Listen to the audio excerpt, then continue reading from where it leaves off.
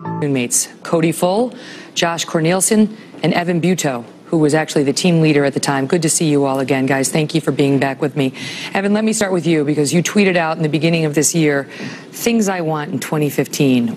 You offered one word, closure. Did you get it? Yes. I mean, I've taken a giant step towards that closure.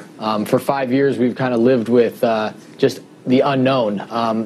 And then when they had the Rose Garden ceremony last year, we took a small step forward.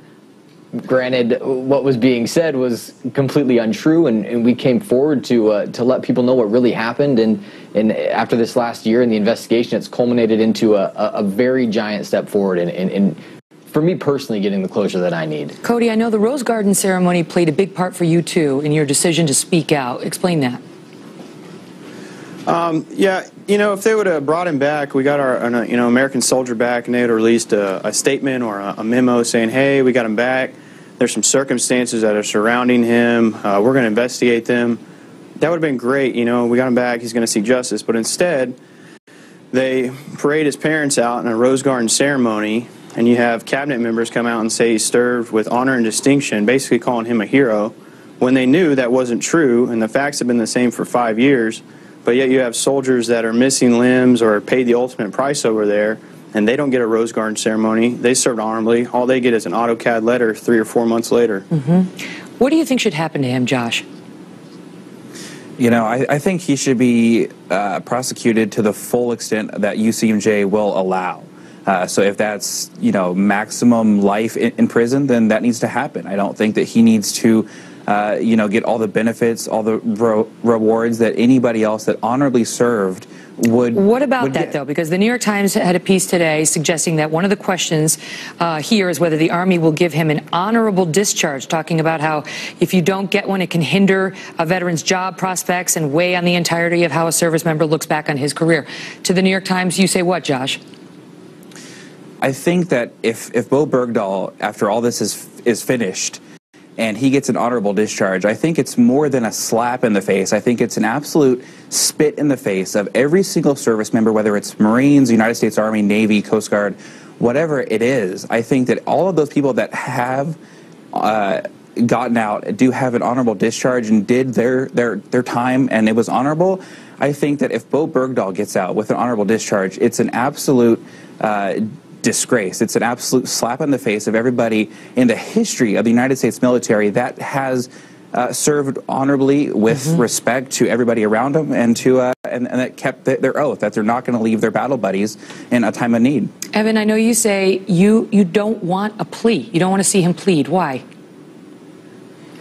I wanted to go to a trial because I believe if he pleads, we won't ever get to hear from him what happened. And it's just another, I guess it's selfish of me, but I want to hear it from him of why he did what he did. I want to know, and I know that everyone who is involved in the situation wants to know. It's something that we have lived with for so long, and I think for the American people, they need to hear from him what he was thinking, what was going through his head. He needs to have the chance to whether he wants to defend himself or whether he wants to tell the truth of what really happened. Is there anything he could say that would soften you on the matter? There's nothing he could say that would soften me on the matter. I'm not out to get him. I don't have any vendetta against him. I believe that he did something wrong and he needs to answer for what he did. But that's for the military justice side. They'll work on that. But other than that, I kind of want to know why, and I think everyone wants to know why. Yeah, that's what you were asking last year when we met, that you all wanted to know why. Yeah. And you, Cody, said that clip. We've played it so many times since then. I don't know how he felt about us, but we would have died for him. I would have died for him, you said. And we're struggling to figure out why he walked away. When you hear now the stories that he was tortured and what the enemy did to him, and those who say he deserves some mercy because of it, what do you say? There's consequences for your actions. I feel bad and compassionate as a human being that happened to another American, but at the same time, if you wouldn't have deserted and turned your back on your fellow American comrades, then you wouldn't be in that predicament in the first place. I also don't think it's fair for him to get an honorable discharge. Anything less than a dishonorable discharge and forfeit all his pay and rank and benefits. You have guys that go to Afghanistan, Iraq multiple times that serve this country honorably. They don't desert. They do their job. They come home, and these guys are battling PTSD, maybe missing a limb, have a Purple Heart. Say they have a few drinks one night, make a mistake. They don't get an honorable discharge. So how is it fair to them that served this country honorably and didn't desert their fellow Americans in combat to come home, not get an honorable discharge, but he deserts, misconduct before the enemy, and then now he's supposed to get an honorable discharge? It's just one of the possibilities that was raised by the New York Times. It's not likely, according to the military experts we've spoken with. Josh, I want to give you the last word. I know you say when you heard that the charges were being brought, you felt relief. Were you worried that there would be pressure not to charge him? The truth has been out there the entire time. We've been telling everybody that wants to listen what the truth is, from shortly after Bergdahl disappeared to the initial Army investigation to when he was traded back last year.